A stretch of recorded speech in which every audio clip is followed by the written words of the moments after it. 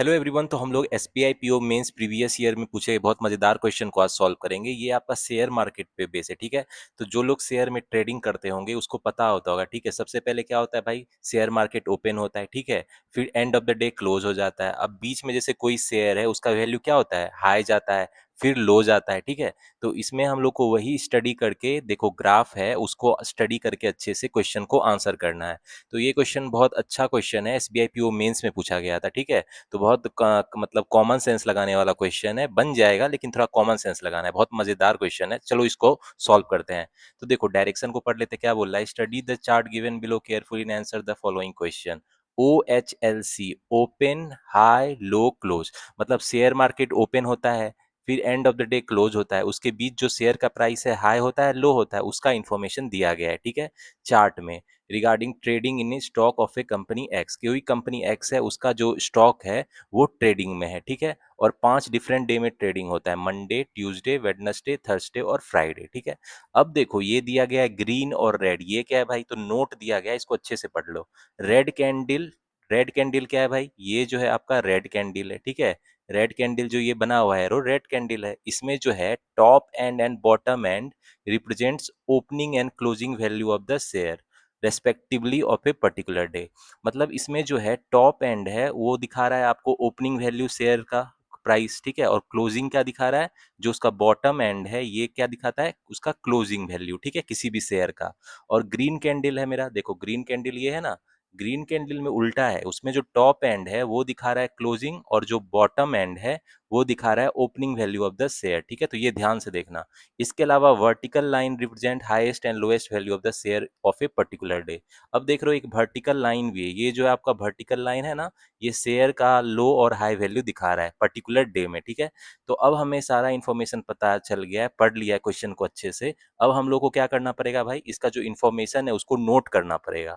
मतलब एक particular day में मेरा शेयर किस पे ओपन हुआ, ठीक है, उसका हाई वैल्यू क्या गया, उसका लो वैल्यू क्या गया, और वो क्लोज कितने पे हुआ, ठीक है। ये 4 इंफॉर्मेशन मुझे इसी का डाटा कलेक्ट करना है फ्रॉम मंडे टू फ्राइडे, ठीक है।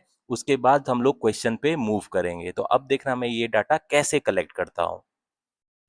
तो गाइस हमको क्या डाटा कलेक्ट करना है, शेयर का मंडे से लेके फ्राइडे तक, ठीक है। मंडे, ट्यूसडे, वेडनेसडे, ठीक है। फिर क्या करना है, थर्सडे और फ्राइडे, ठीक है। क्या क्या डाटा कलेक्ट करना है भाई शेयर का, शेयर किस पे ओपन हुआ, ठीक है, क्या उसका हाई वैल्यू गया, क्या उसका लो वैल्यू गया, और वो किस पे क्लोज हुआ, ठीक है, OHLC।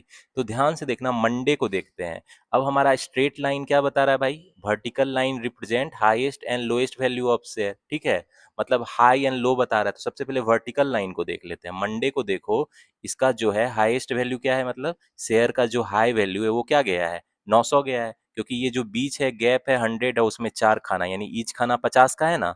तो देखो ऊपर में 800 के 2 ऊपर है, ये जो है मेरा कितना हो गया, 900। मतलब जो शेयर का हाई वैल्यू गया है मंडे को 900 है, ठीक है। और लो वैल्यू क्या गया भाई, लो वैल्यू 600 गया है, ठीक है। अब ओपनिंग और क्लोजिंग का देख लेते हैं। तो ये मेरा ग्रीन कैंडल है, ग्रीन कैंडल में जो टॉप वाला है वो बताता है क्लोजिंग और बॉटम वाला ओपनिंग। तो ओपनिंग क्या था भाई, उसका ओपनिंग था 750 और क्लोजिंग कितना था 800।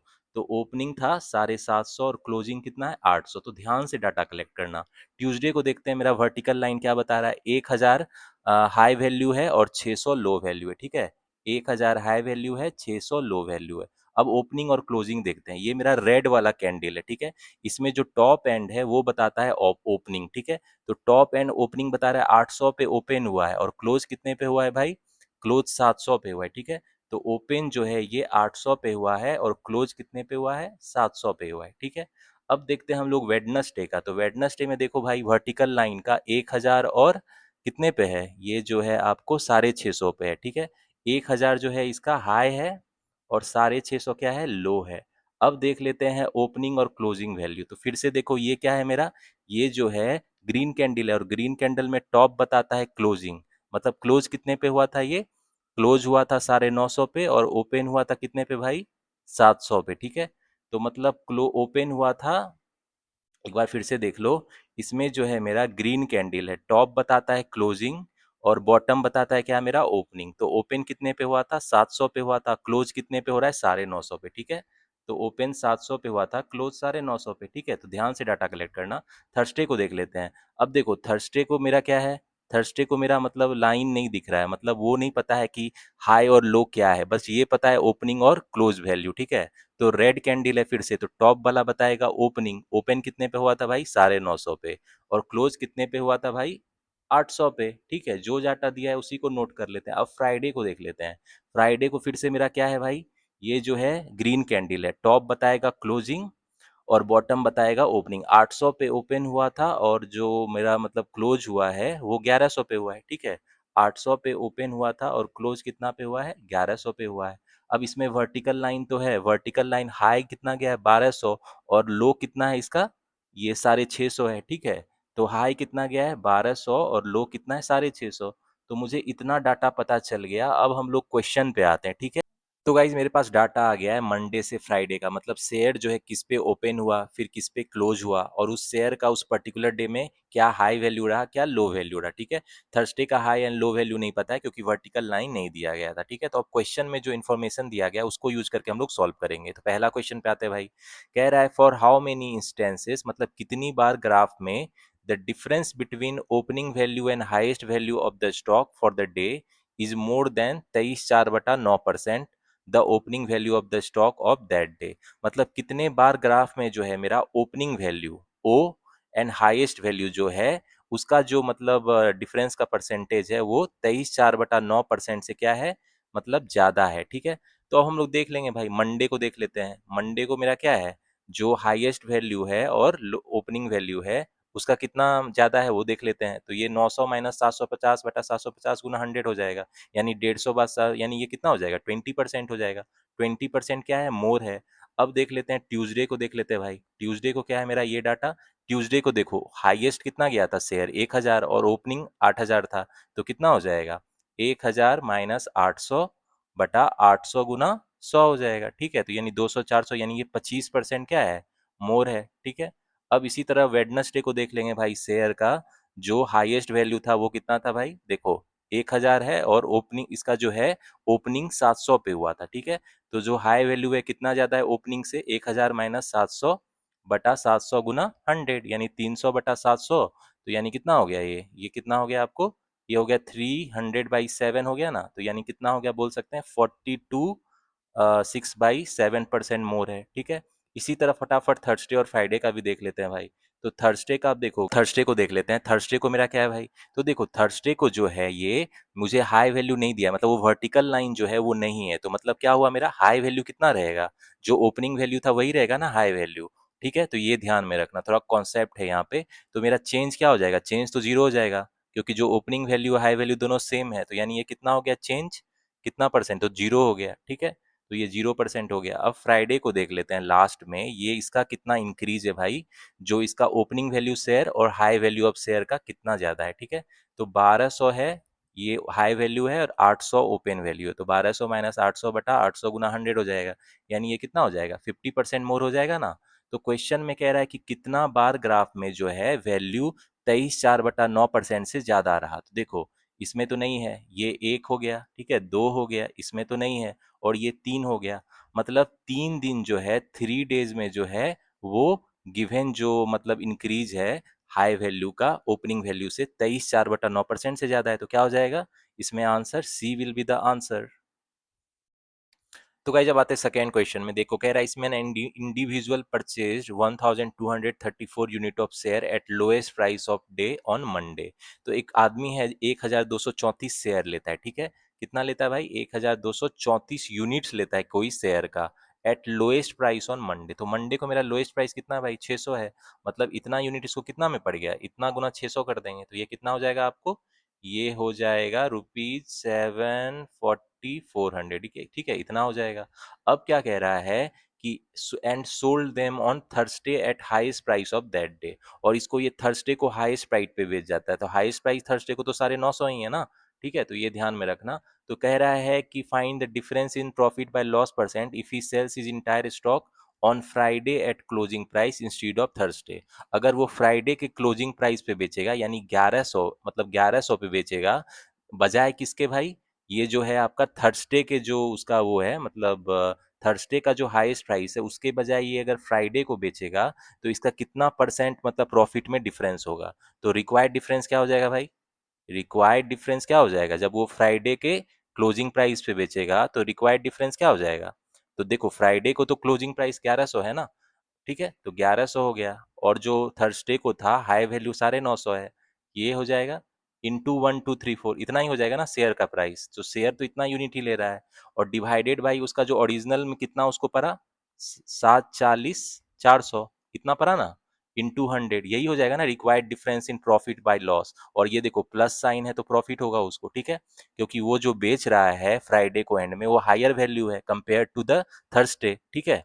तो ये आप कैलकुलेट कर लोगे तो ये कितना आ जाएगा, देखो ये हो जाएगा आपको 50 हो जाएगा, 150 हो जाएगा, ठीक है, इंटू 1234।